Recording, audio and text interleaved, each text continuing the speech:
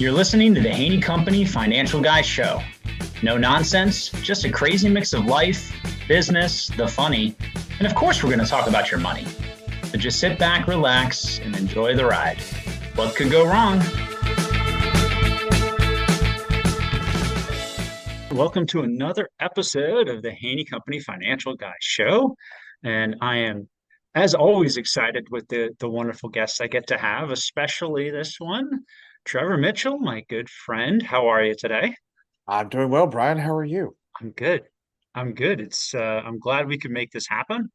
And I'm excited for our conversation because it's one that you and I have had in our in our professional circles a lot. So it'll be good to kind of bring it into this sphere. Absolutely. Yeah, no, I enjoy our conversations and I'm excited to share this with others. Me too. But before we can do that, we have the hardest part of every episode, the part that makes most people sweat. So let's get that out of the way because then, the rest of our time together is going to be a lot easier. So we got to start with critical questions that everybody needs to know. The first one being, what food will you not eat under any circumstance? Liver. My family cooked it as a kid. I can't. I can't do it. Interesting. Mhm. So that's come up at least once or twice before. Is it a texture thing? Is it a flavor thing? Is it a both? What is it for you? I think for me, it's a combination of flavor and just as a kid, the connotation of just knowing that it was liver. My brain just won't get out of it. It just was like, nope, this is liver and you're not supposed to like it. And so therefore, I think I just have a mental block around it, a mental bias, if you will. Okay. Very cool. All right. I like it. At least you get it and you know why, right? Exactly. Yeah, for me it's definitely insects and since I've mentioned that to a few friends, I now have a small cadre of folks that I think are going to try to trick me into partaking somehow at some point. So I've got my radar up. Got to be super mindful of people offering me fun treats. Particularly chocolate covered grasshoppers. Yep, I've seen yep. Which those. several people have said, yeah, it's great. I'm like, it's a grasshopper. I don't care. It could cure cancer, and I still wouldn't have it. All No, I right. get it. You are a superhero, but Oh, in like the Marvel-esque realm of superheroes or DC, whichever side you want to be on, if you could be a superhero in that capacity, what superpower would you want to have? I think for me, it would be the one of intelligence in terms of being able to solve complex problems. I always really resonated with both Iron Man and Bruce Banner of the Hulk, like just how the way their brains thought and how they were looking at ways to create positive impact for humanity. It wasn't something that was a physical strength, but being able to do that and create meaningful impact would be, I think, extremely valuable and something I would uh, enjoy possessing and to be able to give back. I love that. Yeah, and those are some of those kind of like under the radar things when you really think about it holistically in terms of, oh my gosh, like that Mhm. is like super world changing, not just being able to fly around and do cool things, which I think that's probably what I like, but anyway, Right. that's great. All right. Would you rather visit underwater, like the depths of the ocean and all that craziness, or outer space? Oh, outer space for sure. I think it goes back to just my love of Star Wars and Star Trek. Maybe that's over fantasizing what we have, but I always was curious about like what Mars would be like and getting to the moon. And so just being able to explore Saturn, if I could get to Saturn, like to me, that seems amazing. So outer space for sure. Even though I do love the water, I think I would go outer space. Okay, I like that. Yeah, I think I'm trying to transform my thinking in both of these domains because they both at least seem a little daunting to me, and maybe it's just because I've seen too many shark movies and then too many outer space movies where they like float off or something implodes and you're like, oh, that sounds terrible. But That's true. yeah, I mean, as much as anyone, I love Star Wars and all of that stuff. So, all right, I gotta do some cognitive reframing. Brilliant. All right. Last but not least, besides this one, of course, everyone's favorite, what other podcasts would you recommend somebody take a listen to that you've enjoyed? So, first, I'm not a huge podcast listener, and I say that because a lot of times podcasts for me are challenging to keep my focus. And so it's definitely something I've been working to utilize in airports and that kind of thing. So, with that said, the one I have been enjoying the most right now, it's another industry one, and TSAE, Texas Society of Association Executives podcast is better by association. I love hearing how the different perspectives we get, whether it be a CEO, industry partner, the focus on women in associations that we did earlier this year after our Women's Summit, just hearing those different perspectives and the way they go about it, I think is really valuable, and it's what's leading me into wanting to hear more podcasts in particular. So I had the opportunity to participate in those, but it's definitely one that I just like hearing directly from other association professionals and ones that we don't hear a lot from. Yeah, I think that that's great. And obviously share that same affinity and I always just I do like we're very fortunate in that association community space. Like there's just so many wonderful thought leaders. Some that are more visible or maybe more well known, but a lot like you mentioned that maybe you wouldn't hear otherwise. But there's just yeah, man, there's just so much great stuff, wisdom, insight and yeah, that's why I love getting the chance to go to all the meetings that we get to go to and just listen and be like, oh my gosh, you're doing that? That sounds unbelievable. Exactly. Exactly. And what I like about those, to your point, is they may not get to those other conferences like that you and I get to. And so it's just another voice that we get to add. And I feel like from a diversity of thought perspective, the more voices we hear, the better off we are. And it just, those kinds of podcasts really elevate the individuals in our profession worldwide that we may not get to see in other areas. Yeah, no, and I totally agree. And it is, it's great, especially anytime we can get our minds expanded, our paradigms kind of rattled a little bit and you know, we can grow that way. It's always a good thing. Mhm. Um, so all right, let's open things up and why don't you tell the audience a little bit about yourself? What part of your story do you want to share first? And I can fill the whole podcast with just this question alone. I Um, know.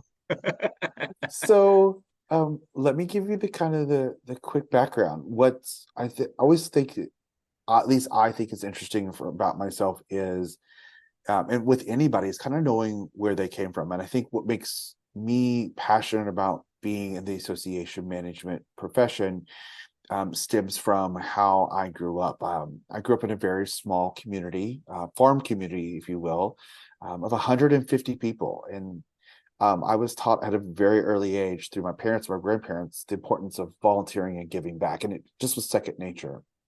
And it was through those experiences that led me to find my career in associations, that servant leadership piece, that ability to impact other people, work with other people, is what resonated me to this profession, and it's how I have continued to focus my efforts.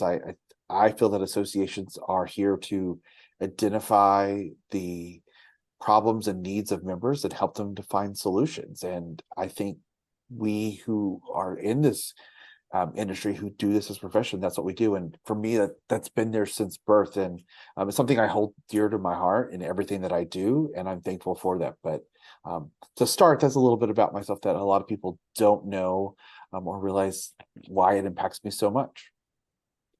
I love that. And it gives me more insight into why we have some pretty good synergy because I know well, I didn't have that upbringing. My I would say my dad definitely did as a as he likes to say a Midwestern farmer. Mhm. It's kind of his bent, and yeah, so I appreciate that same kind of upbringing because that's certainly you know what we had at our family.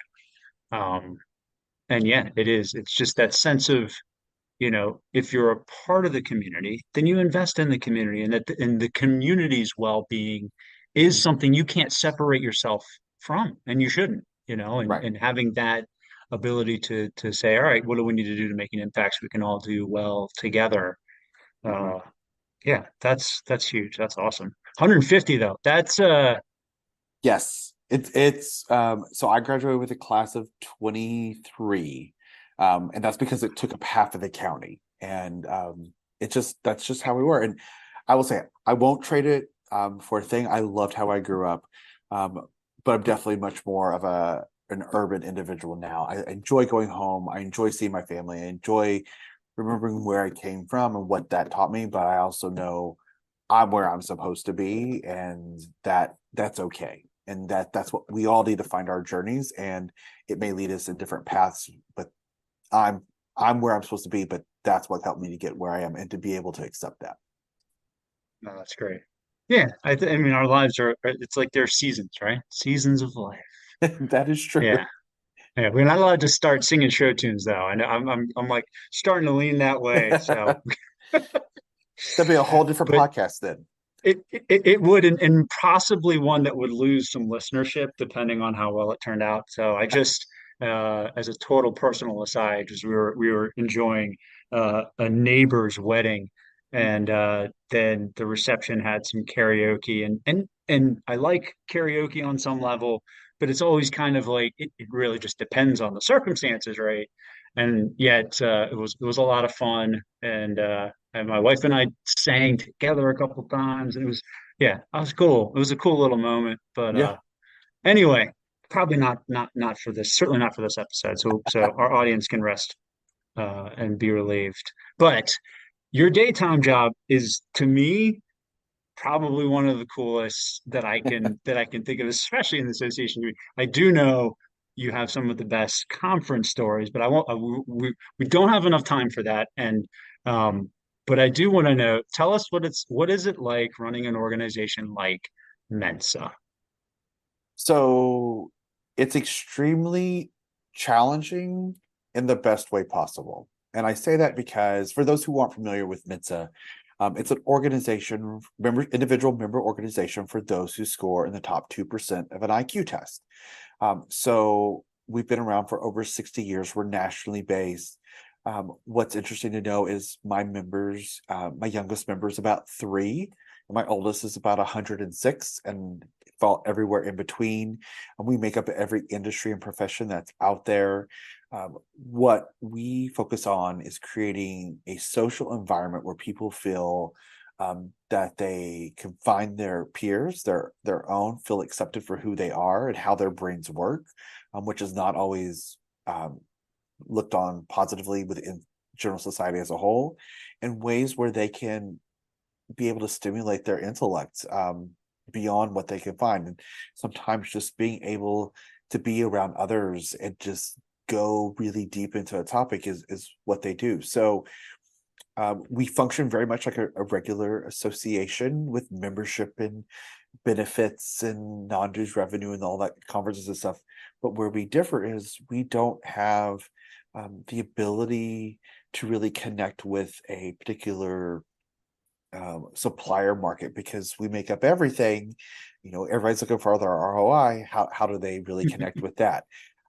It's also challenging us to look at ways to do different things. And so I say working for Mints is challenging the best way possible because it not only requires us to think outside the traditional boxes of what associations have to do, but it allows us to look at how do we do this. And one of the things that one of the stories I always like to tell, because I think it's so passionate, is watching individuals. And at one time there was this girl who was 10 years old who um, came up to us and she's like, I think I think I might belong. And we said, okay. And so we talked to her about it a little bit. And she goes, we explained what the organization was. She's like, oh my gosh, I really want to know more about it. And so sent the information to her parents and she joined and she goes, I finally feel like I have found my community. I feel normal for the first time in my life. And that's extremely powerful to help people find a community where they feel that way. So it's extremely rewarding. We don't always get those kinds of stories in association work, but being able to know that this person feels as if though they have been seen and accepted, um, is really rewarding. Even dealing with all the bureaucracy of budgets and board meetings and committee meetings and everything else. So that's what it's like, from a nutshell, in my opinion, working for an organization full of people who score really high on IQ tests. What a sense of community where I'm sure there's probably, a healthy number of members that, it's not even about their personality so much. They are in clearly an intellectual category to itself. And I imagine that that comes with more challenges than it does benefits at times, especially when your brain has capabilities and maybe you're wired to be thinking in ways that just a lot of other people in your social spheres don't. That can just be a challenging experience in general. So I imagine that, yeah, that's got to be a pretty fun kind of camaraderie dynamic. It is. It's interesting watching them come together at our events, see how they've created this community. I've watched individuals meet and get married and have kids in this society. It's also interesting to watch them navigate, and as an association professional, being able to challenge some of their thinking. A lot of them grew up being the smartest person in the room, and then whenever they get to this situation where they're more on an equal footing with everybody else, it's a different environment. So how do you navigate that, and how do you help them do that? One of the things that I had to learn very quickly is, because of how their brains work, and they have always been typically good at solving problems, is helping them understand, like at a board level, our job isn't always to solve the problem, it's to identify the problem, figure out who needs to solve it within the organization. And they like to dive deep. And there's times I have to remind them, like, our job's not to solve it right now, because they'll peer a piece and they'll just go down a rabbit hole really, really deep. And so I watch their brains, and I watch how they all kind of come in, and like you see that this is what they excel at, is solving problems. Um, but challenging them from a governance standpoint of, let's raise this up. And they're all skills and things that they can actually apply in other parts of their life, where they're not always interacting with people who have high IQs like they do. And that's a really good example to kind of build on because, and so for me personally, as somebody who is neurodivergent and has had, challenges dealing with what that looks like, certainly growing up where I think the best way to describe my experience of it as a child was just probably pretty common. It was kind of like didn't really know what we were dealing with. We're going to throw a prescription at you and hope for the best. Right. But it was also a scenario which I think is very common in not just specific to certain like definable neurodivergence. I imagine this probably broadens out, to your membership and kind of beyond things that are, we'll say, boxed up, so to speak, or definable. But we're just recognizing like people's brains can operate very differently Mhm. and not having that be a stigma or, you know, placing someone in a box, so to speak, and almost expecting certain capabilities as a result of that. Mhm. Um, but just realizing it's like, no, it's just different. It's not good, it's not bad, it's not better or worse. It's just different. There's beauty in that. Mhm. And then how do we all get that, get into a dynamic where we bring our differences together so we can all thrive? And so that's just, yeah, I mean, that's got to be this really interesting, awesome, but yes, challenging dynamic. I'm married to someone who's wired so differently, and like especially even as in our relationship and still growing and coming to more terms and better understanding of myself, she's like, man, like all of the stuff that used to piss me off and now I'm really starting to realize and understand, like, it's your ADHD. It's like, yeah. No, I'm not a jerk, but my brain just doesn't behave the way you expect it to, and I get it. Mhm. Yeah, that's a lot of what we see, and because of how their brains work differently and how they developed as a child, there may not have been opportunities for them to even develop what we would consider more social norms. And so, Yeah. that's part of what they enjoy about the organization is they're not being judged for that because a lot of the others around them were in the suburban space, but also figuring out how to be more cognizant and clear whenever they um, need specific instruction. So, for example, there's one member who definitely does not recognize social cues, and it was very hard for me as someone who is I don't want to say nurturing per se, but definitely more in tune with how the other person's responding and making sure they feel comfortable and included. That at the end of the conversation, I would have to simply say, "We're done talking now, and I have to go over here to handle X situation, and you can go somewhere else, but you can't follow me." Like that was really hard for me. But he recognized that he didn't pick up on social cues that would be like, yeah, we're naturally ending. It's great talking to you. He would just follow me in those conversations. And so once I realized that, and I realized that I wasn't delivering it in a way that he thought was negative, it was more of he needed that information.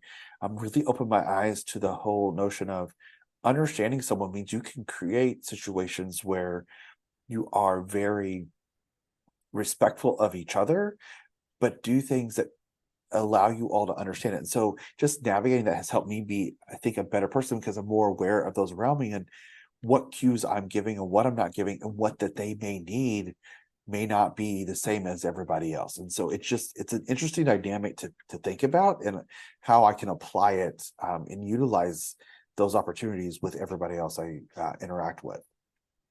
Well, and even just what you described to me is like this wonderful leadership petri dish Mhm. of just, live fire. Here's what emotional intelligence and a lot of the things that are critical skill sets to develop uh just are, I mean, you don't it's kind of like you don't even have a choice. Well, I guess you could theoretically have a choice and not do very well, but it is it's a pretty um interesting place to be, to have that, to develop it, and then to allow that to be so formative that again obviously in the leadership space and in the broader association community can bring all of that, the benefit of that experience to bear, because yeah, that is something that, especially I think when you get into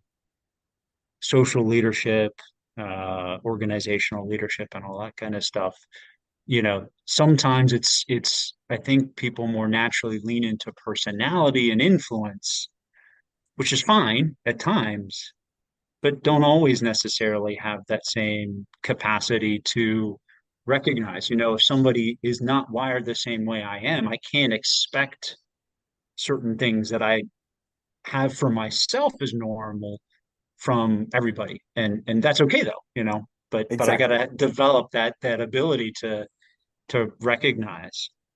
That's got to be really, really, helpful. I mean, I'm sure you're constantly feeling like you're just getting additional ways to expand and change and shift and pivot.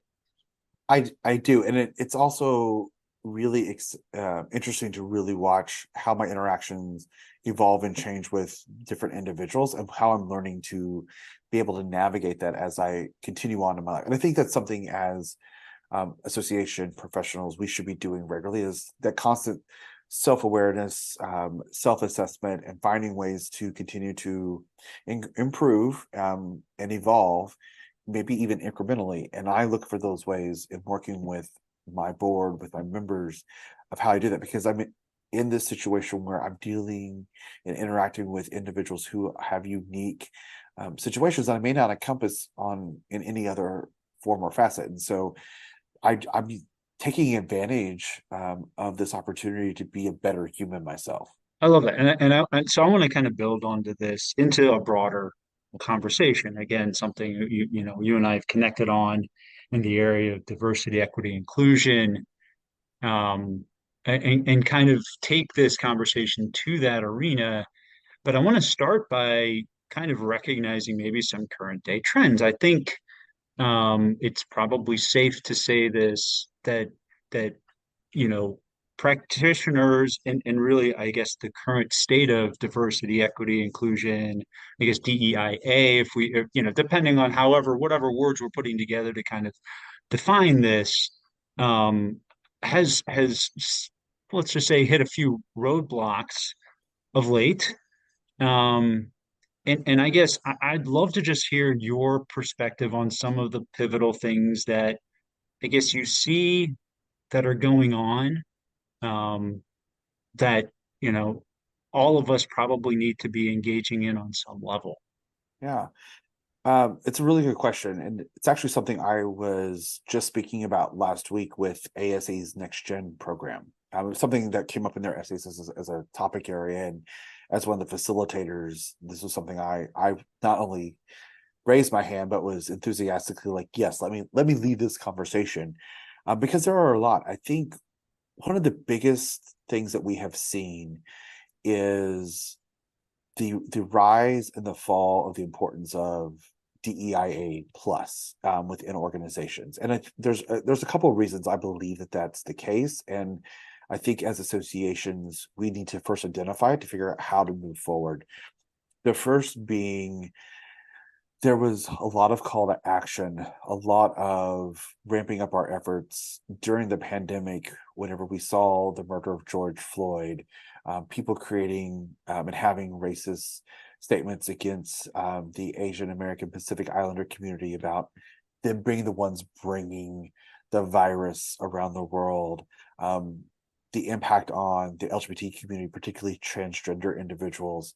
Um, we saw these groups that have been very vocal and advocating for themselves and their rights for decades see more prominence because we had an opportunity to really sit and listen. We didn't have the travel, the distractions everywhere else that didn't make us take the time and think about humanity as a whole. And so that created an opportunity. But what we have also seen, in my opinion, is DEIA fatigue. Associations are now getting to the point of like, we're doing this work, but is it really making an impact? We're getting members who are pushing back, saying we're doing too much around DEIA, or it's we're too woke, if you will. And that is that's really challenging when we think about, how do we do this? How as leaders do we really quantify where we're going with that? And I think that's a huge challenge facing associations. I think one that we can actually address and lean into as terms of a solution. And the other thing I think that associations are struggling with, and Brian, you kind of hinted at in your question, there is so many different ways that we talk about it, combinations of letters. Do people talk about inclusion versus belonging? Do you do both? Do you do access? Does your A stand for access or accessibility or both? Some of the words like diversity, because it's been the longest word we've used for so long, people are using it, in my opinion, to weaponize from a negative standpoint. One of the things I've been hearing recently on the ASA's D&I committee is, should we focus more on talking about people's identities rather than diversity, which we're just talking about looking at it from different ways, but using terminology to help us. But if we're all talking, it's going to be hard for us to ever say, here's a single definition to use, even though the dictionary defines these things. But when we relate them to our organization, what do we mean? And how do we have meaningful conversations around it? People get so hung up on the terminology that it prevents them from going anywhere further in the conversation. So these are the things I see facing associations. I see leaders challenged with being able to take these things and be able to say, here's the real impact we're making and how it's playing out in the future. And they're starting to, I won't say lead into, but they're definitely taking a step back in some of the efforts they've done, and it's going to have negative consequences in the future if they continue to do that effort.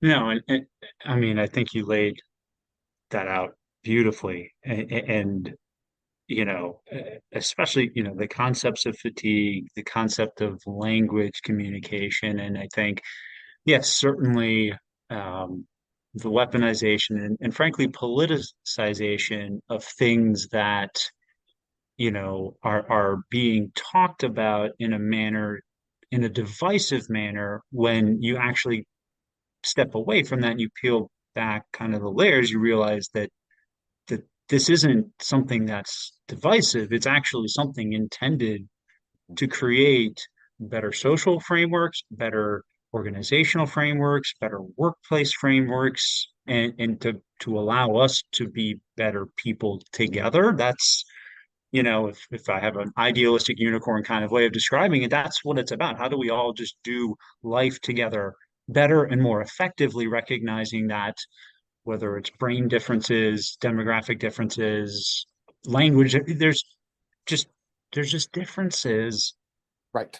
but it's the differences that'll actually make us better when we're able to have an environment that allows us to do that. And but it is challenging, just to see parts of that taken agendas. Yeah, I mean that's not new, No. unfortunately. But it's certainly something that I think is now an additional barrier for leaders to feel like they have to press through when, yeah, there seemed to be a good kind of healthy trajectory. And now it doesn't feel that way now, I'm pretty sure. Right. Well, and I think where association execs are challenged in this notion is not having a good sense of where things are actually going trend wise within our country. And predictions I've looked at most recently, and they're predicting between 2045 and 2050 that at that point there will be no more racial majority in our country based off Hmm. of birth rates, based off of growing demographics. The Hispanic, Latina demographic is actually the largest growing one. Without them, we actually would see a decline within the US population overall over the next 20 years. But we're also seeing more multi racial individuals coming in, and they're selecting where they are. And so understanding that it's not about race in particular, but it's about the changing nature of humanity around us. And race is just one aspect of who a human being is.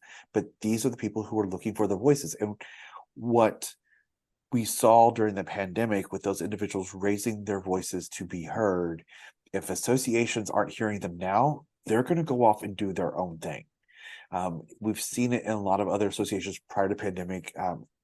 Large associations, the American Bar Association is one where I've seen talk to people who are members of the Latino Bar Association, the Asian American Bar Association. So they've created these subgroups because they needed an organization where they felt seen, where they felt heard, and they could connect with their peers. We're going to see more of that splintering as associations if we don't figure out how to help them not only feel included, but represented, and that their voices are being integrated and heard at the same level as everybody else around them. That's really what's going to come down to, because the nature of the businesses, the natures of the industries, they're naturally going to change. It's a long game.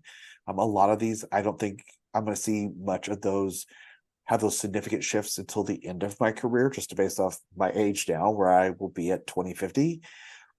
But it's going to happen, and we have to look at those long trends. And if that doesn't scare an association to think about why it's impactful to be working on these things now, and by now you're already behind the curve as it is, we need to be thinking about how do we ramp up our efforts, because it's about people feeling about it's about decent human being and humanity, and we lose sight of that. And what scares me the most is over the next year, as we enter this next election cycle, how politicians on both sides of the aisle are going to continue to weaponize these things to create fear, as opposed to talk about how do we come together as a country to solve and address the needs of our citizens.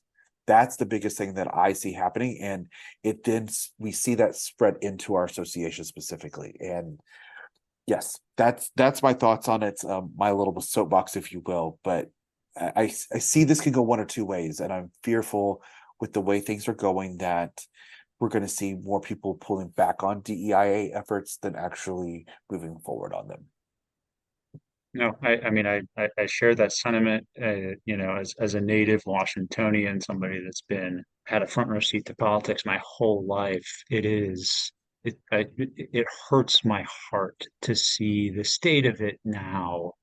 And it's, I won't ever do a broad brushstroke over politicians because I know enough of them and think that in general, we've got a good electorate that wants to do the right thing in representing their constituents. But it is, there is just clearly too much fear-based politics because we understand one thing: fear drives voter turnout. And Right.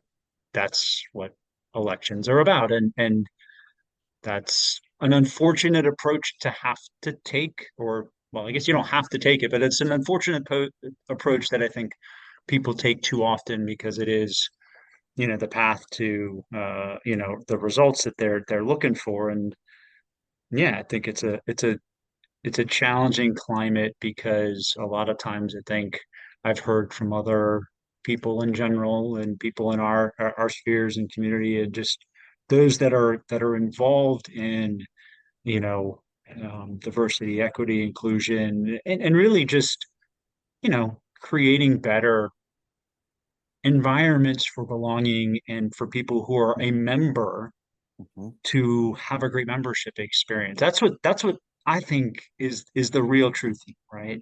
Yes. If we're leading well, we need to be creating great experiences for as many people as possible, not a certain traditional group or few or this or that, but let's create a great experience for everybody, and Mhm. recognize that maybe the experience that we currently have then needs to improve if we are going to have other people also have a good experience, Right.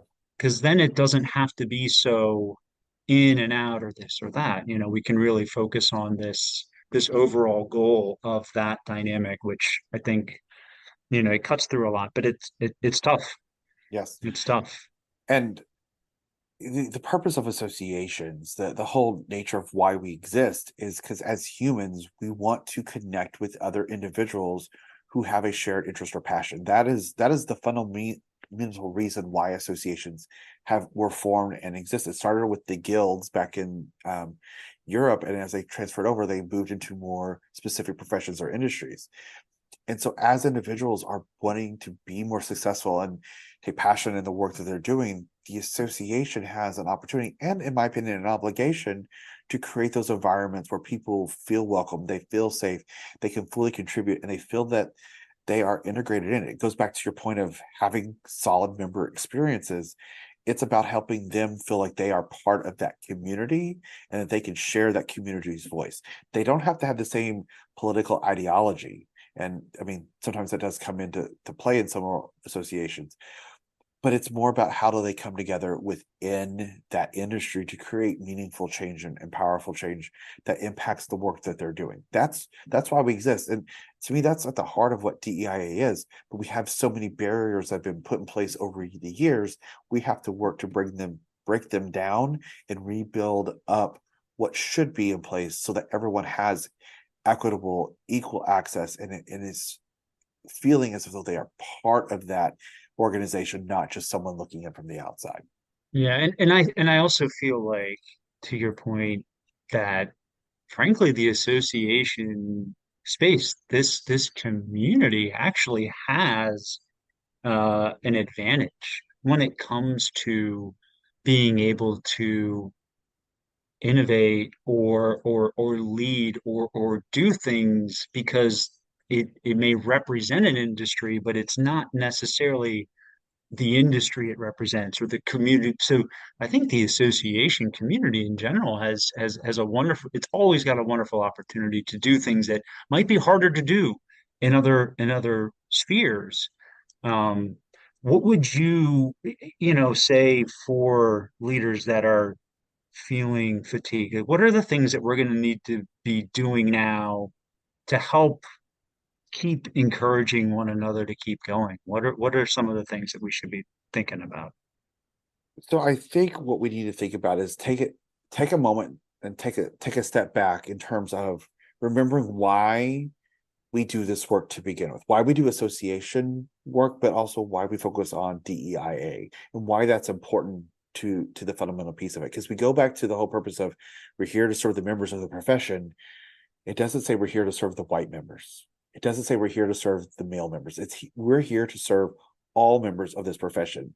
And going back and saying DEIA, whether you build it in your strategic plan or not, which I do think it should be fundamental in everything that you do. That's my stance on it because it helps us remember. I believe we focus on that sole individual purpose. It puts us back into saying this is part of our work no matter what. The reason we have to focus on it is because we haven't spent the time to make sure we're dismantling those things that are impacting those who are trying to enter but can't, or who have entered and don't feel as if though they belong. So I think we have to take a step back and say, this is what we're doing. This is why we're doing it. I think the opportunity we have with DEI fatigue, DEI language polarization is we have an opportunity to change the narrative.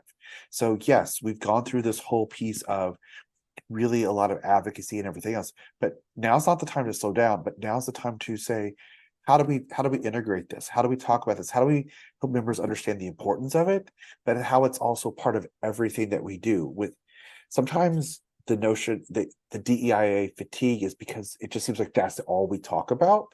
So how do we talk about it a little differently? How do we help not tone down the conversation, but change the language where it's more focused on including every voice that's around? In any of those situations where we're using language where it feels like it's being polarized or people are pushing back, understanding their interest, understanding why they feel that way. A lot of times people are reacting against it because they feel like they're losing something. And a lot of it's they don't understand and they need to be educated that it's not about them losing something. It's about somebody else gaining access to something they never had before, which only puts them on par with somebody else. In my organization, I will say flat out, we've had this talk and people have said, or they had this belief that by making sure we provide opportunities for people who are in lower income areas where typically testing isn't done for students, just because of the school districts or what have you, that we're wanting to lower the entrance requirements for these individuals. It's like, no, this is more of an access and accessibility standpoint than it is about us changing the nature, because IQ isn't something that you get from genetics. It's just when you're born, how you're programmed. So there's a lot of understanding, like their fear was that we were devaluing something else that they held dear. It's like, no, we're not devaluing it. We're just creating opportunities for those who should have an opportunity to see if they qualify, to provide them with that opportunity. So this is a time for leaders to take a step back and really listen and navigate the next part of this. Like, this is a whole evolution process. It's not one and done. We have to help our boards understand that we still have to put efforts in place to continue moving this forward, and that it's, I don't even call it a marathon, because a marathon still has an endpoint. This is just simple evolution that we have to keep involved in. Our organizations have gone through various other evolutions in the past. We think about technology and its impact on our associations over the last 20, 30 years. I mean, we went from everything had to be handwritten phone calls to emails to now Slack messages, and now AI is creating a lot of this social media. Like, technology has impacted us, but it hasn't shut us down. We have to think about this in terms of human nature as well, that humans continue to evolve, their needs continue to evolve, and we have to figure out how to be a part of those conversations and serve those needs of our members in our organizations as we look at it. Otherwise, we're going to fail them, and we're going to fail the reason we exist to begin with.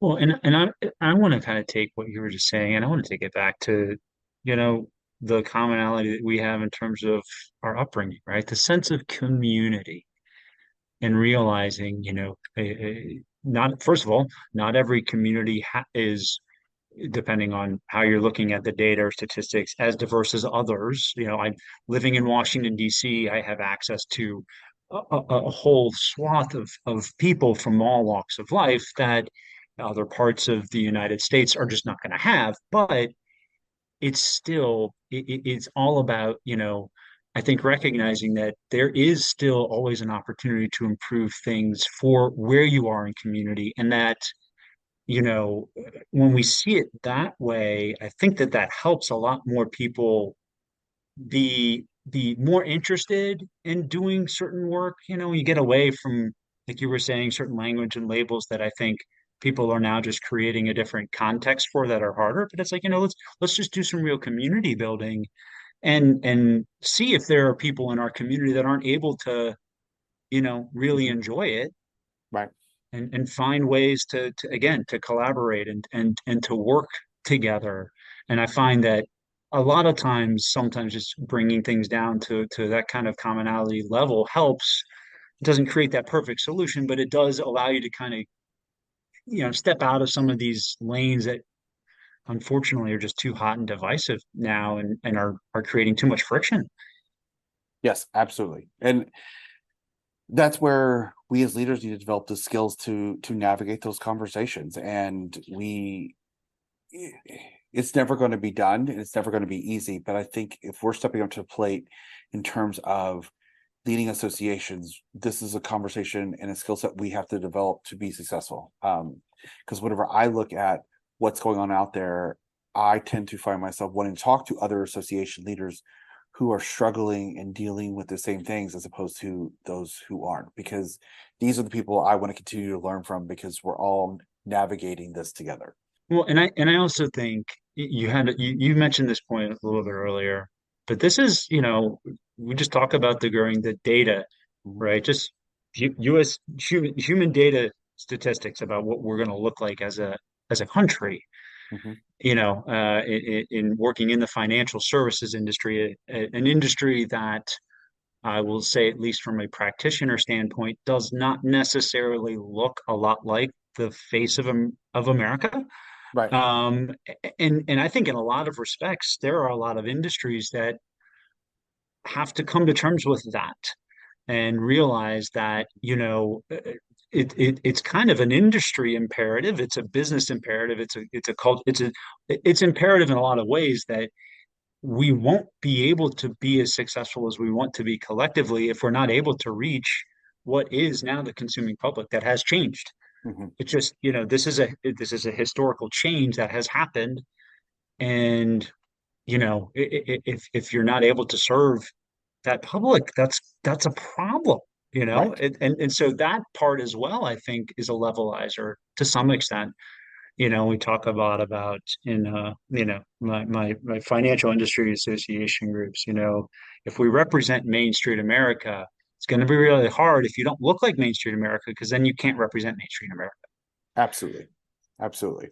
And so I think that, yeah, there's certainly ways to hopefully try to do some of this cognitive reframing and all that, but you know, this is certainly one of those times where I'm very grateful for leaders like you and the wonderful community that we have, because this is certainly a lock arms kind of moment, I think, to Mhm, keep going, because we know it is about the journey, right? Like you yes. were saying, that evolution and being a part of that is so essential and necessary. Um, all right, I wanted to ask you a few other things. If we shift back, maybe a little Okay. bit more personal, is one thing that you know now that you wish you had known at the start of your career? There is nothing wrong with going slow. And I say Like that that. because I was I'm very type A. I am very competitive. I want to win. I want to achieve. And early in my career, my focus was succeed, succeed, succeed, advance, advance, advance. And knowing what I know now, if I would have slowed down and appreciated that journey a little more, I think I would be an even better executive than I am today because I'm afraid of what I may have missed in that process. I definitely retained a lot, but I think that there were opportunities there. And so there is nothing wrong with slowing down and enjoying the journey because it actually, I think, makes us better. And that's what I would say. Oh, I like that. I really like that.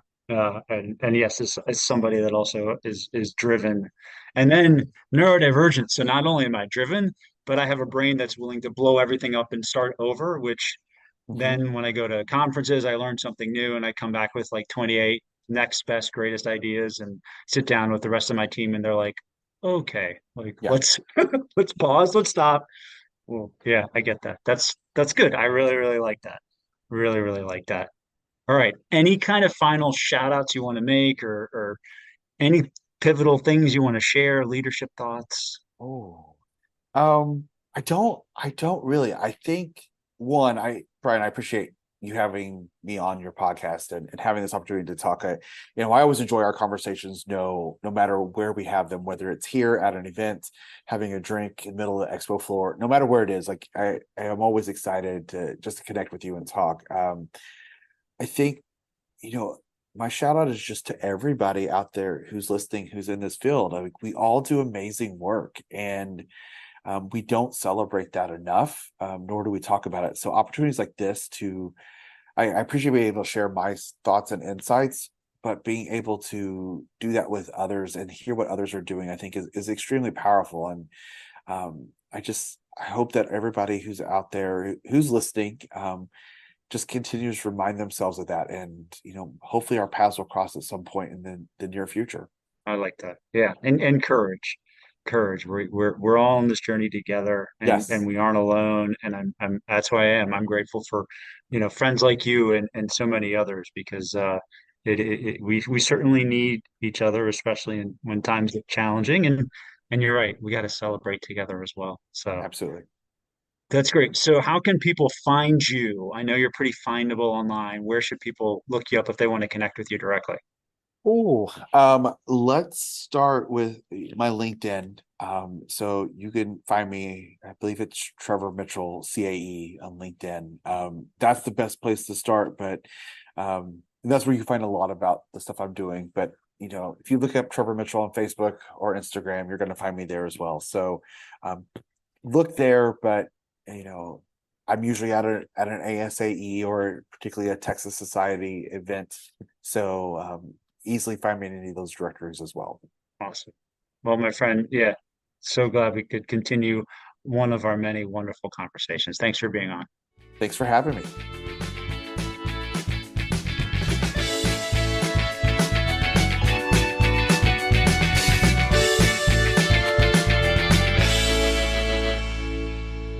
The information provided in this podcast is not intended as specific tax or legal advice and may not be relied upon for purposes of avoiding any federal tax penalties. The Haney Company, its employees, and representatives are not authorized to give tax or legal advice.